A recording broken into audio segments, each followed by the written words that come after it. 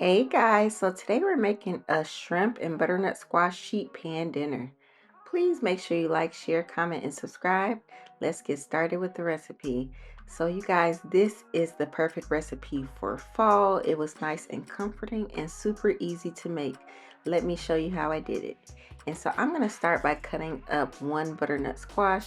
And please be careful cutting up your squash because it can be tough to cut and peel, so please be careful. Or you can buy the frozen squash or the ones that are already pre-cut at the store. And so I'm just going to slice this in half, and then I'm going to scoop out the seeds. But butternut squash is so delicious. If you don't have squash, you can also use sweet potatoes for this recipe. That would be a great substitute as well. And so I'm just going to slice and dice my squash into cubes like that, but you can cut it to your preferred size. Just make sure just know that your cooking time is going to vary depending on the size of your squash.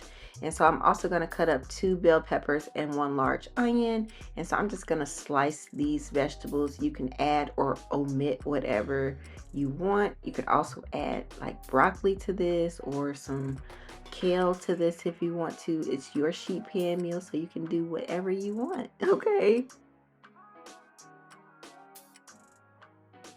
I'm also going to cut up some green onion. This is totally optional. I just had some in my refrigerator that I didn't want to go bad, so I'm just going to add it to that. I'm also going to chop up some fresh rosemary, some fresh thyme, as well as some fresh sage.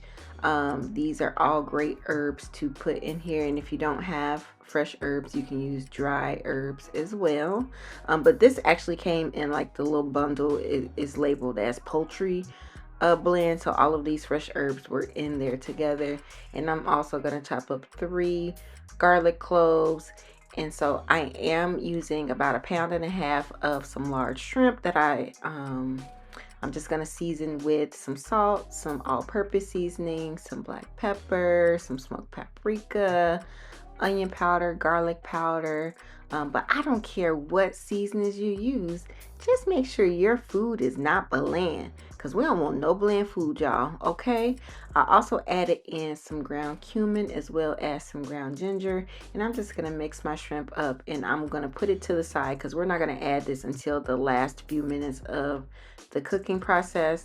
And so I'm going to add my squash and my onions and bell peppers to a large bowl. I'm going to drizzle in some oil in there, and then I'm going to season it with the same seasonings I used for the shrimp.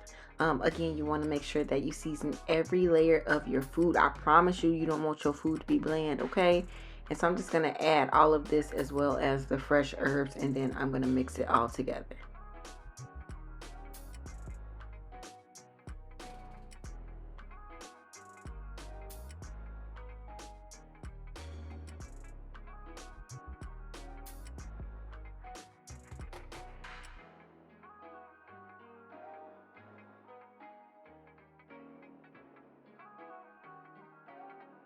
And so you want to make sure that your oven is preheated to 425 degrees Fahrenheit.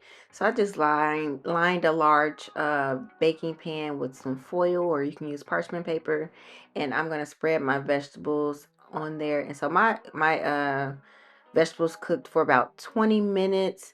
And then you're going to check them. They're not done. So I'm putting it back in the oven so that it can cook I'm going to put it in here for an additional 20 minutes, and then I'm going to check it again. And so since the squash are getting pretty tender, this is a good time for me to add my shrimp. You don't want to add your shrimp before then because it's going to be overcooked.